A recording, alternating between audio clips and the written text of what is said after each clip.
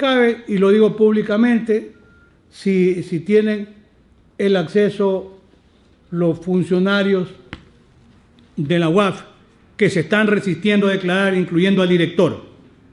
Le preguntamos si para la elaboración de ese informe, el 028-2016, la UAF solicitó o no previamente asistencia penal internacional. Es que no la ha solicitado.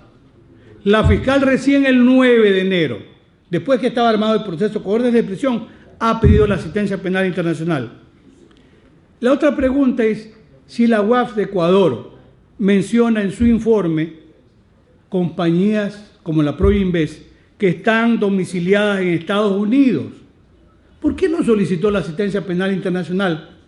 Si esta compañía tuviera que ver con la comisión de algún delito relacionado con lavado, tengan la seguridad que en Estados Unidos ya sus directivos habrían sido procesados y probablemente había sido suspendida, clausurada, etc. Se mencionan cuentas corrientes de bancos norteamericanos en ese informe 028 y en el alcance 001. Tampoco se pidió asistencia penal internacional para saber qué había en el manejo de esas cuentas. Entonces, cabe una pregunta cierta y concreta.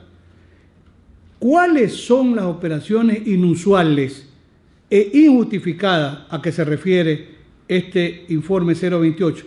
Porque, ojo, dice allí la UAF de Ecuador, se han detectado operaciones inusuales e injustificadas. Y claro, está la pregunta formulada, como dije hace un momento, juego limpio. Están formuladas por escrito para que vayan a contestar. A ver, señores, aquí está el informe. ¿Dónde están las operaciones inusuales e injustificadas a las que ustedes se refieren? Porque es fácil decir, hay operaciones, sí, pero ¿cuáles son? Por eso también allí hay otra inquietud. A ver, señores, ustedes que hablaban de operaciones inusuales e injustificadas, surge la gran pregunta. Carlos Pareja Cordero, ¿qué operación inusual e injustificada ha perpetrado? Menciónelas. No las menciono. Además, queda una gran inquietud. ¿Cuál es el mecanismo para calificar una operación financiera como inusual o injustificada? Tiene que haber protocolos pues, de cumplimiento.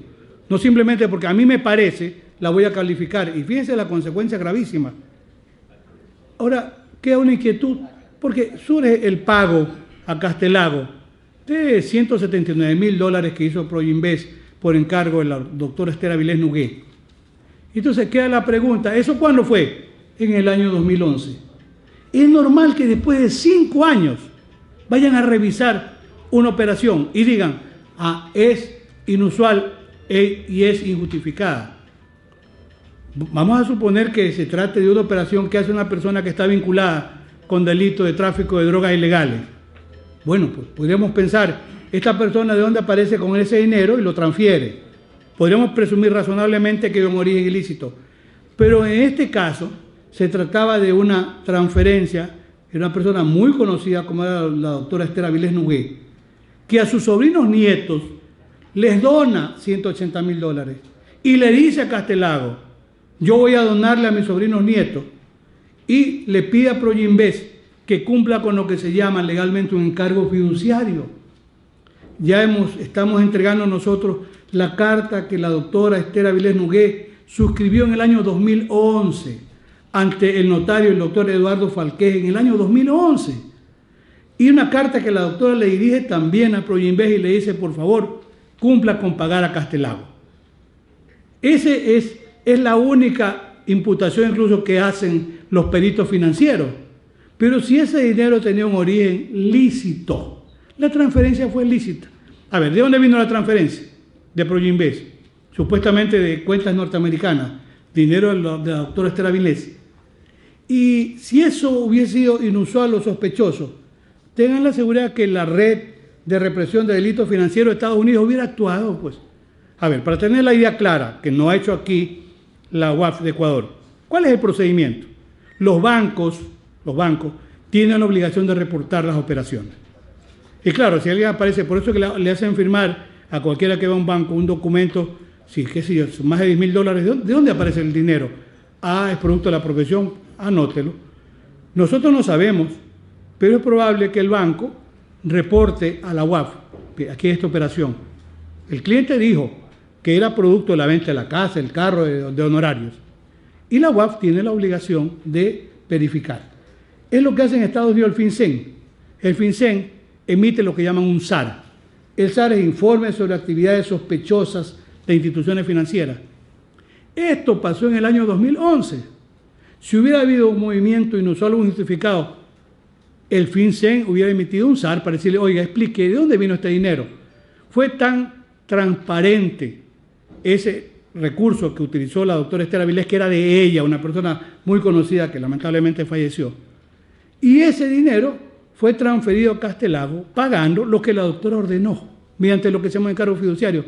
Es que no hay absolutamente nada más en el informe de los peritos financieros. Hay un señor Vergara ahí que ya entregaron.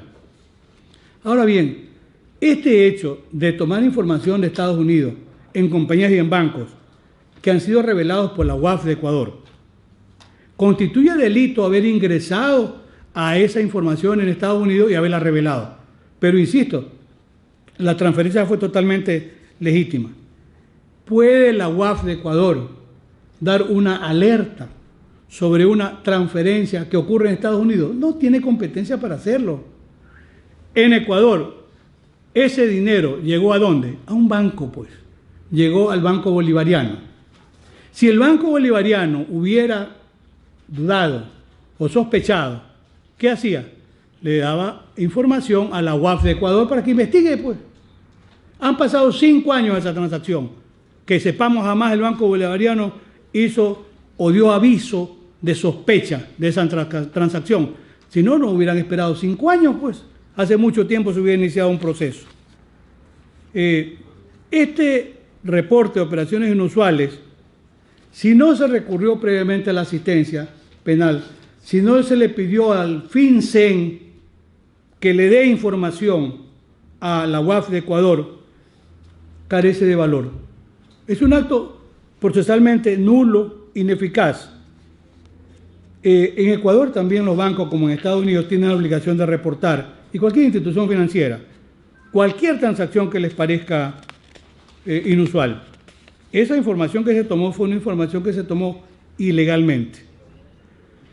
¿Puede la UAF de Ecuador, de mutuo propio, calificar porque quiere, porque le parece, como sospechosa o inusual un movimiento en cuenta bancaria en Estados Unidos? Imposible, pues. Es que esa transferencia vino de Estados Unidos, que es la única, no hay ninguna otra. Y la UAF de Ecuador la califica como inusual. Si para eso existe el FinCEN, pues. ¿Por qué no recurrió al FinCEN? Porque no existe nada.